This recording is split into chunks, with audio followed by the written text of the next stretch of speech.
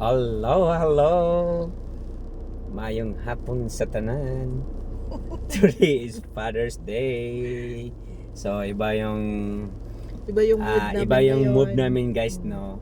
Kasi natatrap kami ngayon dito sa parking area ng St. Joseph. Yung back parking sa My Holy Cross. Kasi after the Mass, so syempre kumakain-kain muna kami. And then, what so happened then, nung palabas na sana kami dito sa parking, meron para nag-park dito sa dadaanan. So wala, hindi kami makalusot. Ngayon, so yung mga incoming na mga mass goers then for the next mass schedule, so na-trap din. Ngayon, so pinuntahan mo, 'di ba? Doon sa sa office, parish office. Yung so first nagpa-flash sila doon ng yung itong sasakyan na nasa likod actually ngayon. So pina-flash para makadaan kami. So okay na. No, okay na. And then meron na namang isang car na nakaharang. So wala talaga. Siguro kung hindi kami galing sa simbahan yung totoong nakakaindira na talaga. Oo, nakakainis na. Parang masasabi nating mga idiot driver ba? Kasi muntikin mo yung daanan, yung kalsada talaga mismo yung pinapaparkingan nila dito. So nakakainis. At saka we have activity or may occasion tayo ngayon kaya nagmamadali kami kasi Father's Day. Oo. So dalawang yung flowers. Kung hindi ito magiging dalawang mass schedule. Dalawang mass schedule na. Oo, talaga antayin namin. Kasi gawa ng mga tatanga-tanga na driver, no? Kasi dapat i-consider nila, yung i-anticipate nila ba? Kasi may next schedule mass pa.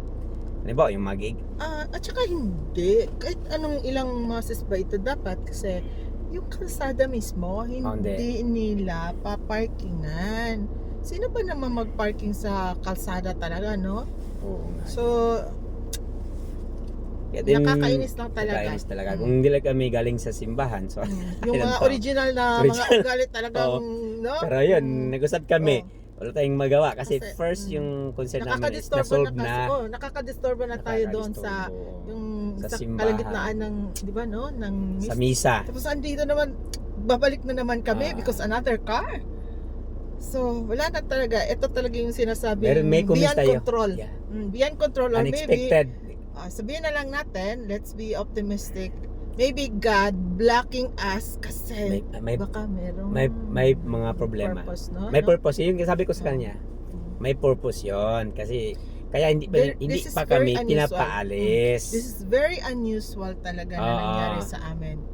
Kasi akalain mo, okay na kami nung first. Talagang sa kalagitnaan ng mass, pina-flash yung plate number na yon. Tapos ngayon, andito. So, siguro hindi na namin talaga i-force to. Hindi na. Oo. Ayan. Yan na naman, ha? So, hindi na natin i-force to kahit na medyo nanggigigil na talaga ako. Ewan ko sa'yo. Ako nanggigigil ako kasi actually, may nag-antay. Ako nanggigigil talaga ako kasi as safety officer ako kasi alam ko yung daloy ng trafiko, paano po mag-proper parking.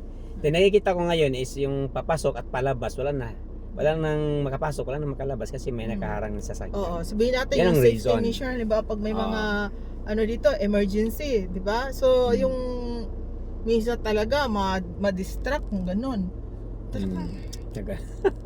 Sige. Pero may comments ako. Recommendation to improve sa parking area dito sa Dimilya. Kasi nangyari na ito, so there should be kanang action na gagawin nila. Kasi nagpunta ka naman doon sa parish office, no?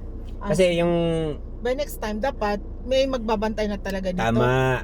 Okay, may mag-guide. Para to control. Kasi Sunday yung diba meron naman dati nagko-control. Dati meron din. Ngayon I don't know, based sa observation namin kasama ko yung nila. Partner ko din.